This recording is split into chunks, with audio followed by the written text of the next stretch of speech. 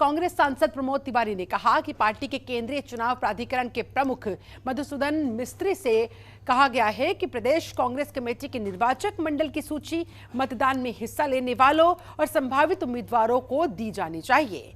इसके अलावा राहुल गांधी के टी शर्ट पर बीजेपी ने जो सवाल खड़े किए और यूपी में मदरसों के सर्वे समेत तमाम मुद्दों पर उन्होंने खास बातचीत की। हमारी संवाददाता ममता चतुर्वेदी से देखिए। बातचीत करने के लिए हमारे साथ मौजूद हैं कांग्रेस पार्टी के वरिष्ठ नेता और राज्यसभा सांसद प्रमोद तिवारी जी।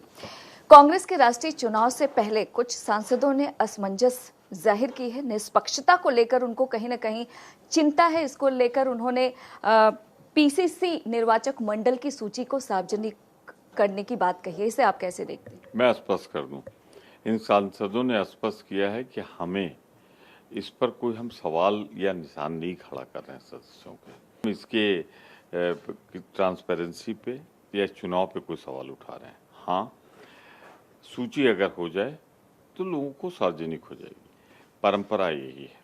और जिसे मधुसूदन मिस्त्री जी जो हमारे चेयरमैन हैं उन्होंने स्पष्ट किया है कि जो भी उम्मीदवार तारीख घोषित होने के बाद अध्यक्ष पद का चुनाव लड़ना चाहेगा, हम उसे पूरी की पूरी सूची दे दें। ये पूरे सब जगह तो ये सूची इतने लोगों की 10,000, 15,000 लोग हैं, नहीं जारी की जा सकती ना। तो जो भी चुनाव लड़ना चाहेगा उसे भरपूर अवसर मिलेगा और उसे सूची उपलब्ध करा दी जाएगी। इसके अलावा अगर राहुल गांधी की बात करें तो कन्याकुमारी से उनका काफिला भारत जोड़ो अभियान का शुरू हो चुका है, वो आगे बढ़ रहा है, पदयात्रा कर रहे हैं। लेकिन ऐसे में भारतीय जनता पार्टी ने उनके टी शर्ट की कीमत को लेकर सवाल खड़ा किया। टी शर्ट ही नहीं, इसके पहले वो कहाँ रात में सोते हैं, वो कंटेनर के अंदर भी घुसने की कोशिश की।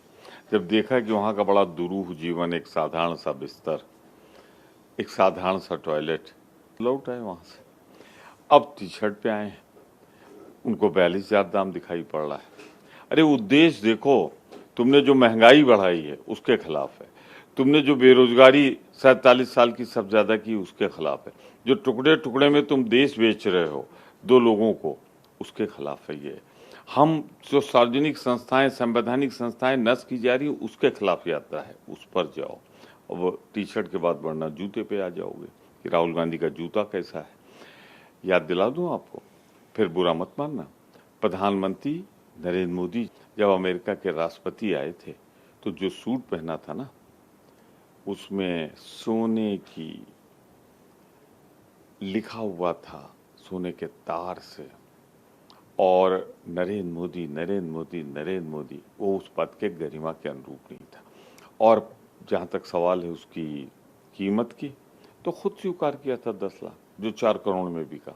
तो मेहरबानी करके डरो मत राहुल गांधी से। ये जनसैलाब जो समुद्र से उठा है, महासागर से, ये हिमालय तक जाएगा और तुमको बहा ले जाएगा, चाहे तुम जितना झूठ बोलो, चाहे जो करो। एक आखिरी सवाल, उत्तर प्रदेश में गैर मान्यता प्राप्त मदरसों के सर्वे का काम आज से शुरू हो रहा है। मायावती ने भी कहा कि ये सर्वे है। अब असदुद्दीन ओवैसी कह रहे हैं कि आधुनिकीकरण के नाम पर बीजेपी शासित राज्यों में मदरसों को टारगेट किया जा रहा है। ना मुझे ओबीसी जी पे कोई टिप्पणी करनी है, ना मायावती जी पे। मेरे अपने विचार है जो मैं पहले भी स्पष्ट कर चुका हूँ कि अगर कहीं स्पेसिफिक इंफॉर्मेशन अपराधीकरण की हो तो निश्चित रूप से वहां तलाशी भी हो, नियमानुसार और सब कुछ हो। लेकिन जिन मदरसों का योगदान देश की आज़ादी में, जब भारतीय जनता पार्टी के लोग माफ़ी मांग रहे थे, उनके संगठन के लोग, जो मातृ संगठन है, अंग्रेजों की फौज में भर्ती होने की बात कर रहे थे, इन मदरसों से लड़ाई शुरू हुई थी। तो मेहरबानी करके एक ऐसा कोई कदम न उठाएं जिसमें ये बू आ रही हो, महक आ रही हो, मैं कहूँगा बदबू आ रही हो, कि ये कहीं न कहीं सांप्रदायिकता से ओतप्रोत है। तो कहीं अगर किसी के खिलाफ हो, वरना फिर तमाम चैप्टर उठेंगे, सुभाष सक्सेना से लेकर इनकी तमाम सन्यासनों तक के सबके कहानियां सामने आएंगी। वक्त देने के लिए शुक्रिया। कैमरा पर्सन शेरा सिंह के साथ ममता चतुर्वेदी, जनतंत्र टीवी, दिल्ली।